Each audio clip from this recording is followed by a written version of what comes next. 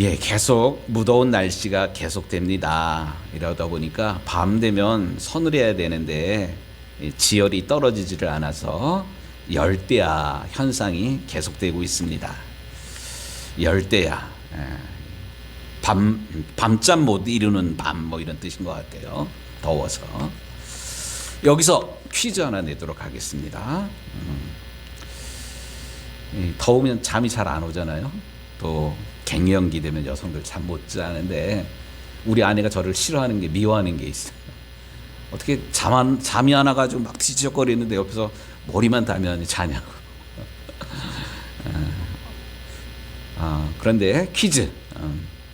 가장 빠르게 잠에 드는 사람이 누구일까요? 퀴즈예요. 제가 아이스 커피를 쏘겠습니다. 가장 이르게, 가장 빨리 잠든 사람, 기록적인 사람. 이미자. 예. 예, 차 얘기 하나만 더 할게요. 차가 참 많아요. 예. 작은 차부터 큰 차까지. 작은 차, 티코, 마티즈, 뭐 프라이드, 뭐 이래가지고 큰 차로 이렇게 올라가는데, 뭐 G80, 뭐 이렇게 남자들이 타는 차 중에 큰 차가 G80, 뭐 그런 것 같아요. 그렇다면 세상에서 가장 큰 차는 무슨 차일까요? 아프리카. 예, 웃는 자가 복이 있습니다. 오늘은 맥주 감사 주일입니다. 지나온 반년을 감사로 마무리하고 후반기를 또 설레는 마음으로 믿음으로 출발하는 우리 유정교회 모든 성도들이 되었으면 좋겠습니다. 그런 의미에서 오늘 우리가 순서에 따라 읽은 본문은 공교롭게도 맥주 감사 주일을 맞이하는 우리에게 참 의미 있는 본문이라 할 수가 있습니다. 그도 그럴 것이 사도 바울이 1차 전도 여행 후에 이제 비로소 첫 번째 전도 여행을 마무리 지을 수 있게 되었기 때문에 그렇습니다.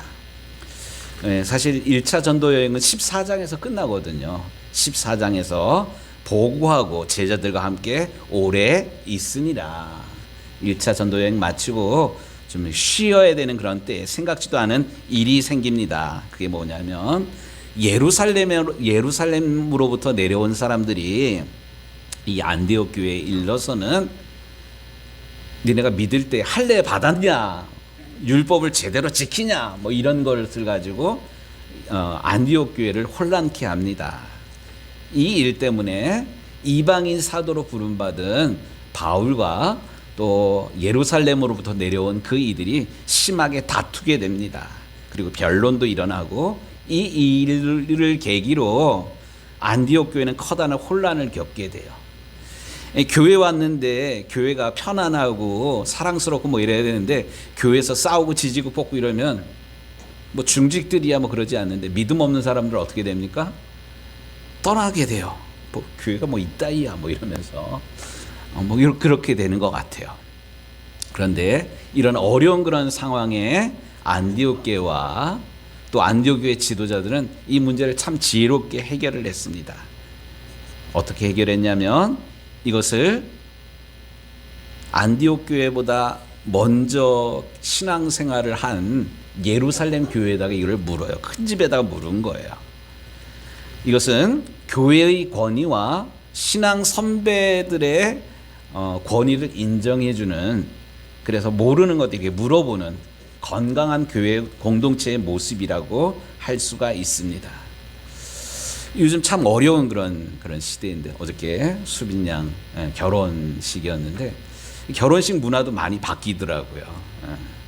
옛날에는 뭐 주례도 있었고 뭐 성혼 선포도 뭐 이렇게 하고 그러는데 요즘 그게 다 이렇게 생략이 되는 그런 시대잖아요. 시대가 이렇게 바뀌어요. 또 옛날이 좋았어 이거 이렇게 고집하면 안 돼요. 그러면 자꾸 단절이 되거든요.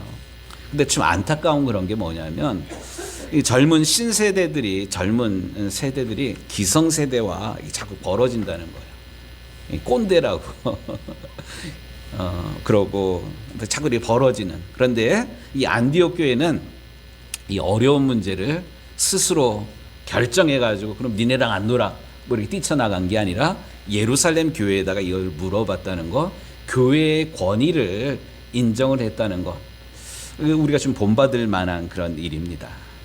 이렇게 이 문제를 물어봤을 때 예루살렘 교회는 이 문제를 가지고 고민하게 되었고, 이 문제를 어쨌든 이 문제가 안디옥 교회만의 문제가 아니라 앞으로 복음이 퍼져 나가는 데마다 이러한 문제가 계속 생길 것을 알았기 때문에 예루살렘 공의회라고 전체 회의를 열게 됩니다.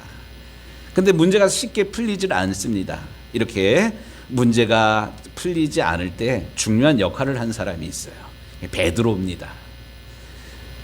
교회 수장이라고 그러고요. 이 베드로가 어른으로서 지도자로서 간증을 합니다. 하나님께서 나에게 꿈을 통해서 계시를 통해서 보여주었던 그런 것들 간증을 하고요.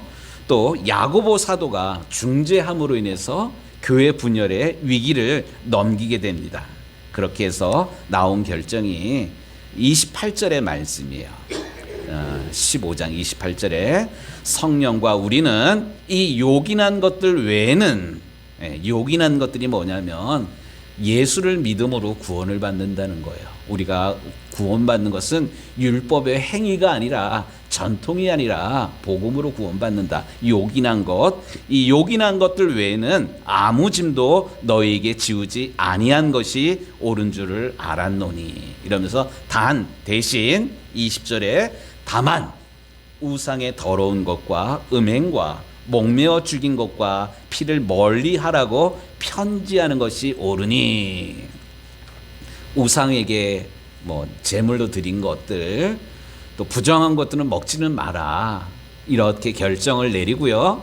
이런 예루살렘 교회의 결정을 안디옥 교회에다가 이렇게 통보하기 위해서 그냥 종이 쪼가리 하나 공문을 보낸 그런 것이 아니라, 오늘 우리가 읽은 말씀처럼요, 유다랑 실라를 예루살렘 교회의 대표 자격으로 안디옥 교회에게 보내게 됩니다. 안디옥 교회로 내려와서 예루살렘 교회가 정한 것들을 이렇게 일러주고요, 편지를 공포하고요. 그래서 30절 말씀 이렇게 시작하잖아요. 안디옥에 내려가 무리를 모은 후에 편지를 전하니 읽고 그 위로한 말을 기뻐하더라.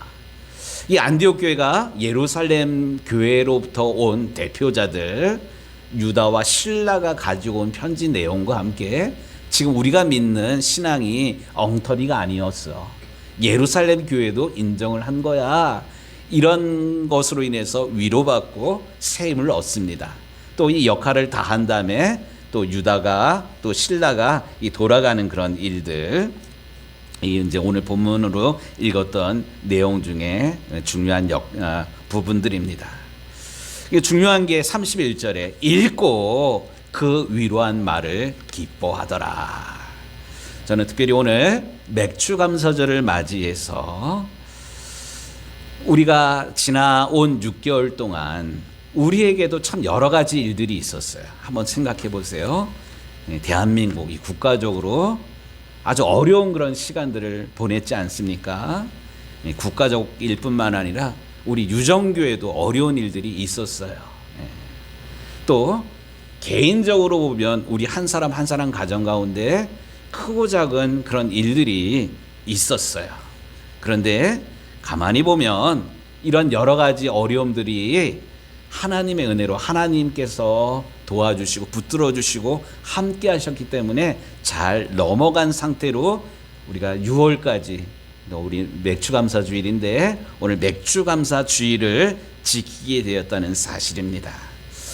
오늘 우리가 예배하면서 첫 번째로 부른 하나님의 은혜로 이 쓸데없는 자, 이 찬양을 불렀는데, 저는 이 찬양을 개인적으로 제가 힘들 때 많이 부르는 찬양이에요. 제가 큰 교회에 부목사로 있다가 여주에 개척교회에 갈 때 교회는 있는데 교인들 다 떠나고 한 가정 두 사람만 남아있는 그런 교회에 갔었거든요. 막막한 그런 상황인데 그때 이 찬양 부르면서 제가 큰 은혜를 받았어요. 내가 믿고 또 의지함은 내 모든 형편 아시는 주님, 늘 보호해 주실 것을 나는 확실히 아네. 예, 제가 이 찬양 참 그때 많이 불렀어요. 힘들고 어려울 때. 지금까지 지내온 모든 날들이 하나님의 은혜였다. 이런 믿음의 고백으로 또 하나님이 함께 하신다는 그런 확신을 가지고 어려움들을 이겨나갔는데, 지금 되돌아보니까, 지나고 보니까 오늘 사도 바울이 안디옥 교회가 고백하였던 것처럼 이런 모든 과정들을 하나님의 은혜로 지나왔습니다. 이런 고백을 드리게 되었습니다. 원하기는 이게 강 목사 개인의 그런 고백일 뿐만 아니라 2000년 전에 안디옥 교회 사람들의 그런 고백일 뿐만 아니라 오늘 신앙생활하는 우리 모두가 맥주감사 예배를 드리면서 지나온 모든 날들이 하나님의 은혜였음을 동일하게 고백하게 되는 이 아침 시간이 되길 주님의 이름으로 축복합니다. 그런데 오늘 말씀은 하나님의 은혜로 잘 이겼다 이렇게 끝나지는 않습니다. 33절 말씀에 보니까 유다와 실라가 돌아간 후에도 바울과 바나바는 안디옥에 남아 수다한 사람들을 가르치며 전파하니, 이런 얘기가 나와요. 손님은 왔다가 가는 거예요. 손님은 왔다가 가는 것.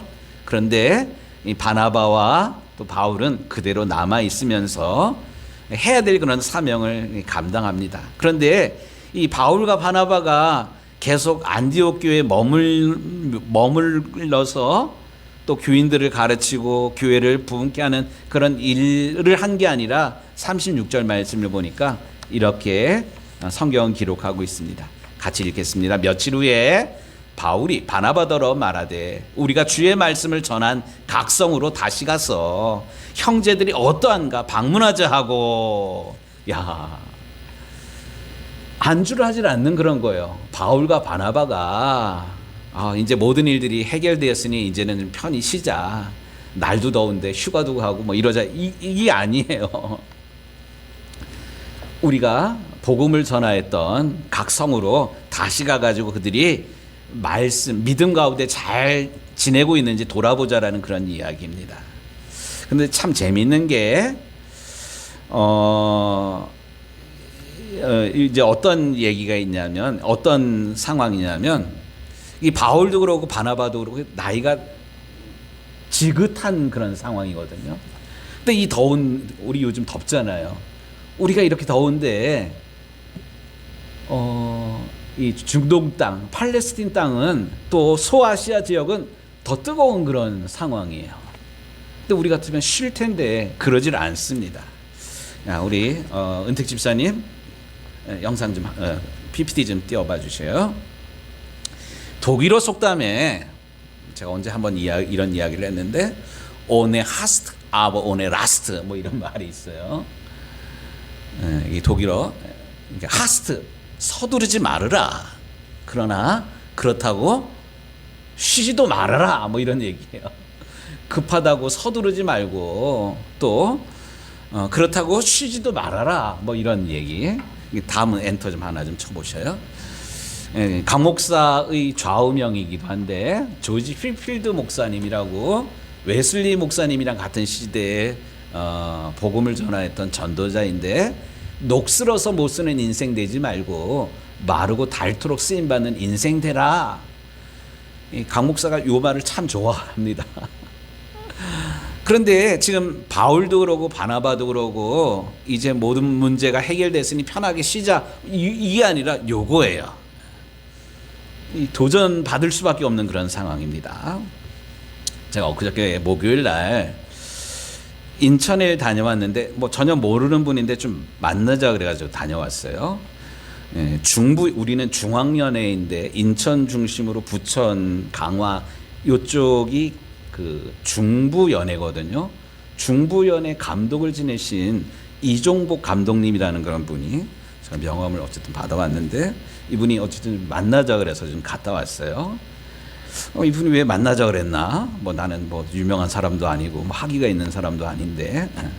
근데 그 말씀의 요지는 뭐냐면 이 그림 좀 하나 다시 좀 띄워봐 주시겠어요? 예. 은택 집사님 엔터. 예. 요거 혹시 기억나시나요? 그 올해가 우리나라에 복음이 들어온 지 140년이 되는 해잖아요. 인천 제물포에 가보면 선교 100주년 기념탑이에요. 아펜젤러 선교사님, 언더우드 선교사님, 그 아펜젤러 부부, 언더우드 선교사님이 1885년 4월 5일 날 제물포항에 우리는 부활절 아침에 이곳에 왔습니다. 사망의 권세를 깨치고 부활하신 주님, 어둠에 있는 이 땅을 구원하옵소서. 뭐 이런 기도했던 그곳입니다. 예. 근데 이 이종복 감독님이 하시는 무슨 이야기를 하려고 그랬냐면 올해가 복음이 들어온 지 140년이 됐는데 가만히 보면 우리나라가 이만큼 잘 살게 된 게 복음이 들어왔기 때문이다. 장로님 공감하시잖아요. 그런데 이게 시간이 가면 자꾸만 잊어버린다는 거예요. 젊은 세대들은 이거 몰라. 그러니까 어쨌든 이거를 어쨌든 기억하기 위해서 기념관을 좀 짓고 싶다는 그런 거예요. 그러니까 다음 그림 좀 한번 좀 보겠습니다. 예. 예. 여기 기념탑이고 여기 옆에 이 옆에 땅에다가 기념관을 좀 지으려고 막 이렇게 준비하고 막 노력하고 있다 그래요. 그런데 그러니까 우리나라 각 지자체도 그러고 요즘 붐이 일어나는 게 뭐냐면 우리 유산들, 문화유산들을 이렇게 선양하고 이렇게 개발하는 일들을 지금 많이 한다 그래요. 그래서 이 감독님이 지역 뭐 국회의원이랑 뭐 시장 이런 이들을 만나면서 이야기가 잘 이렇게 되어가고 있는데 어쨌든 이것을 역사적으로 정리해가지고 어쨌든 요거를 좀 마무리 짓는 일을 좀 도와달라는 뭐 이런 제안이었어요. 그게 뭐냐면 이 탑은 여기 있는데 요 옆에 땅이 전 처음 들어봤어요. 기재부? 기재부가 뭐예요? 뭐 행정 뭐 어쨌든 기획재정부 이 땅이 뭐 기재부 소속이라는 거예요. 그게 좀 그리고 여기가 이제 매립 지역이어가지고 여기 뭐 도로 지적도에는 여기가 도로로 되어 있는데 실제로는 도로가 없는 기재부 소속의 땅이라 그래요. 그런데 국회에서도 이거를 어쨌든 잘 도와줘가지고 어쨌든 도와주는 그런 행태인데 이게 뭐 이게 비용이 뭐 100억 이렇게 넘어가는 그런 사업이더라고요. 그런데 이거를 가만히 있으면 나라에서 지어주는 게 아니라 교회 쪽에서 어쨌든 이런 부음들이 일어나야지 나라에서도 어쨌든 도와주는 뭐 이런 꼴인 것 같아요. 그래서 요 의미 있는 일을 위해서 목사님 그 처가 쪽 장례를 치르면서 그 부조금 나온 거 가지고 뭐 펀드가 만들어지고 뭐 이래가지고 어느 정도 돈이 좀 만들어지는 것 같아요. 그리고 올해 선교 140주년이 돼가지고 인천 기독교연합에서도 입교인 1인당 10,000원씩 뭐 이렇게 출연해가지고 일들을 진행하고 그래서 어느 정도 이제 그림이 그려지는데 적들은 항상 바깥에 있는 게 아니라 안쪽에 있는 뭐 이런 거가 있대요. 목사님들이 아유 은퇴 목사님이 그걸 왜 하냐고 뭐 이런 반응이 되는 거예요. 그래서 감독님 올해 연세가 어떻게 되셔요? 그랬어요. 그랬더니만 은퇴한 지 15년이 됐어요. 15년이 됐으면 연세가 어떻게 되는 거예요? 85이에요. 그러니까 주변에서 뭐라 그러냐. 아니 은퇴한 양반이 그걸 왜 하냐고 뭐 이러는 거예요. 그러니까 제가 그 얘기를 듣고 제가 뭐 처음 뵙는 그런 감독님이지만 이런 말씀을 드렸어요. 지들이 하지? 이런 얘기를 제가 언뜻 했어요. 그게 무슨 말이냐면 은퇴한 다음에 또 이만큼 연륜이 되고 지도력이 되니까 보이는 그런 것들이 있는 거예요.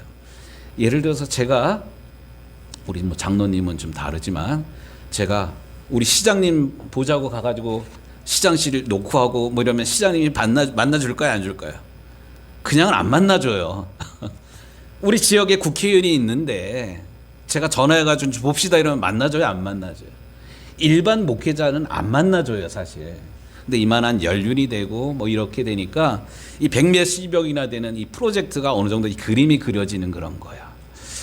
그래가지고 제가 감독님께 감히 이런 말씀을 드렸어요. 감독님, 하나님 앞에 가시기 전에 이거 중요한 일이니까 감독님 잘 마무리하셔요. 그랬더니만 감독님이 그래야 될 것 같다고.